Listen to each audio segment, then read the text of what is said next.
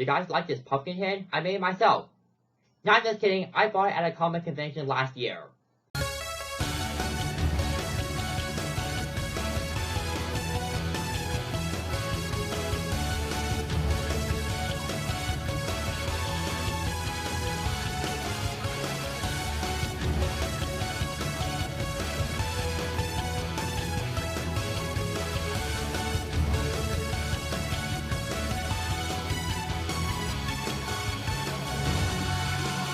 I believe that the Kingdom Hearts series needs no introduction, although the idea behind it kinda sounds like a fever dream. I mean, characters who look like they belong in Final Fantasy traveling to worlds based on Disney properties, and all of this happened because the people at Square Enix wanted to make something similar to Super Mario 64. Nevertheless, this crazy idea has garnered praise from people and for a lot of good reasons. However, if there's one thing I'll admit that the Kingdom Hearts series isn't the best at, it's its bosses.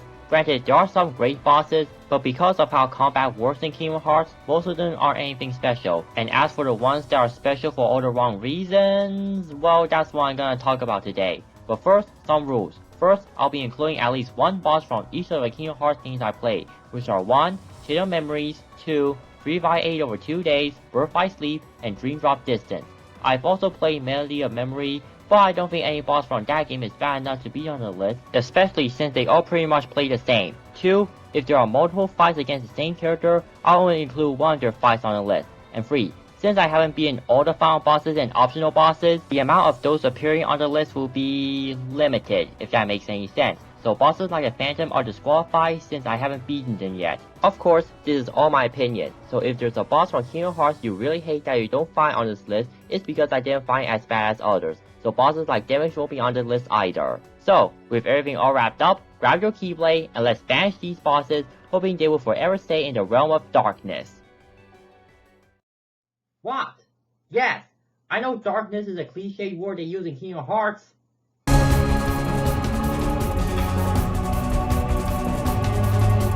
All shall bend to my will. The world is mine to control.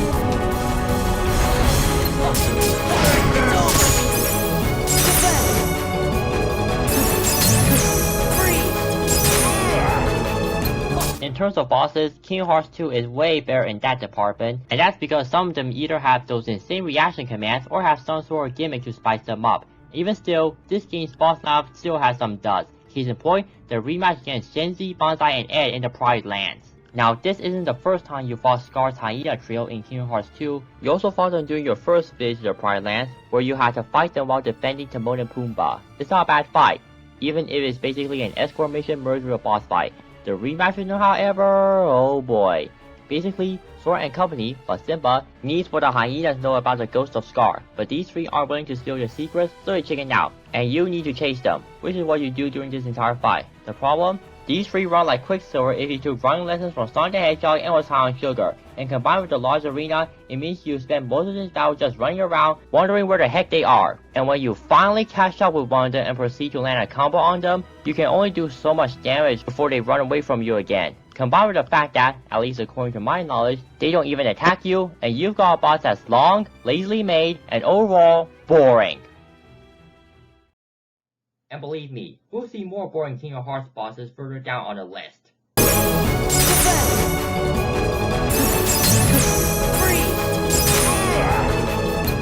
You guys remember Guard Armor? You know, one of the first bosses in the first Kingdom Hearts? As a boss, it's just your standard Kingdom Hearts boss. It's nothing special, but at the same time, it's nothing terrible either. So how can you make a boss like this terrible? How about you make it completely long and boring? I know what you're thinking. Is that even possible? Well, until Free Fire 8 over 2 days, I don't think so. What's wrong with Free Fire 8 over 2 days' incarnation of Guard Armor? Well, let me explain. In order to inflict damage on it, you have to hit it in the head. The problem?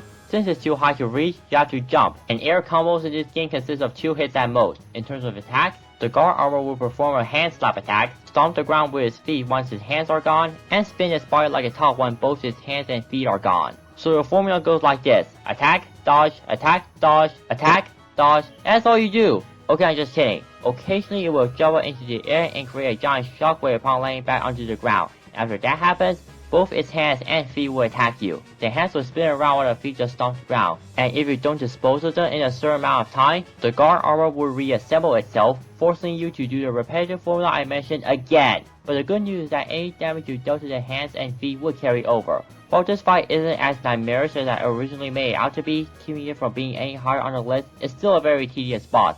The only way you can make this painless is if you use magic, especially lightning-based magic, as they can hit the head with ease. Just ensure you don't waste any of your magic on the tournament before the fight. Oh, and even better, you have to fight a variant of this boss in a later mission. And considering the fact that this mission consists of 5 other Heartlesses you need to fight, yeah, I think it's a safe bet that you take care of this one first.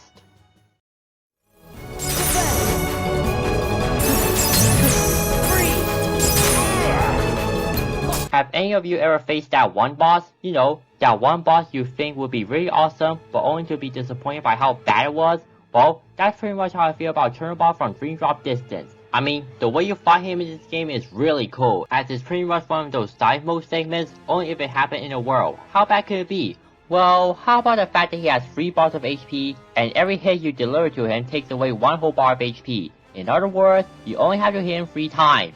Most of this battle pretty much involves you avoiding stuff while trying to reach Chernobog. Every fire-related attacks Chernobog has, as well as the black fiends he summons, are manageable, but it's the bluish-white fiends that are the most problematic. Like the black fiends, if they latch onto you, they'll drain your health, so you need to shake them off as fast as possible. Granted, from what I know, they can't kill you, but if they manage to reduce your HP to 1, you better not bump into any of Chernobog's fire, otherwise you'll die. Yeah, no, I think I'll stick with the fight against him in the original Kingdom Hearts. Speaking of the original Kingdom Hearts...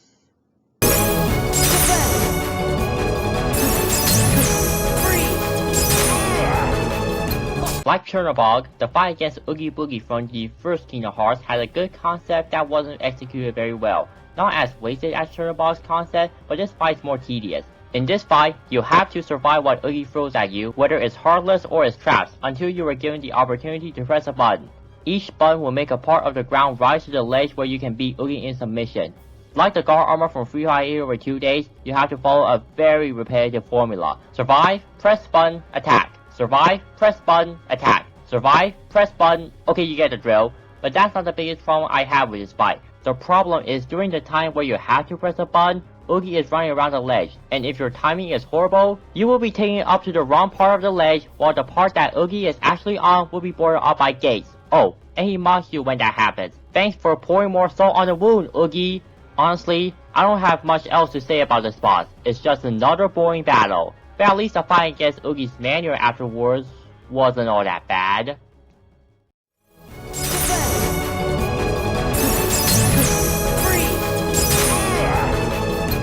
You want to know what's never good in video games? Being forced to fight the same boss multiple times, and that's where the behemoth from Kingdom Hearts comes in. During your second visit to Hollow Bastion, you have to seal the world's keyhole, but in order to do it, you first must fight a battle against a beast. No, not that beast. Anyways, this monster has absurd HP and its weak point, which couldn't have been more obvious even if there were arrows pointing at it, is way too high for you to reach. Sure, you can climb on its back and attack its horn from there, but A, not many people would think of doing that on your first playthrough, and B, it can easily shake you off its body. Even still, its attacks aren't too much of a hassle, so if you know what you're doing, you can easily take care of this guy with no problem. Because of this, I was gonna put this boss in the dishonorable mentions, until I found out that you had to fight it not once, not twice, but 4 times! That's right, you had to fight 4 behemoths in the first Kingdom Hearts. 1 at Hollow Bastion, and the other 3 at the end of the world. Granted, one of the end of the world behemoths is located in an optional area that the game won't take you to unless you open the wrong treasure chest, but if you really want the mithril it leaves behind, might as well endure the pain. Easily the worst behemoth battle is the final one, as it is at the beginning of a painfully long and frustrating enemy gauntlet. And if you die once in this gauntlet, you're forced to start all over again. In other words, find Behemoth again! I don't mind refighting a certain boss multiple times, even if the first fight wasn't that good, but when you have to fight it 4, 5, or more times, that's what I call overkill. Now I feel how the people who hated the Orochi rematches in Okami feel, except unlike that situation, Behemoth wasn't that good of a boss to begin with.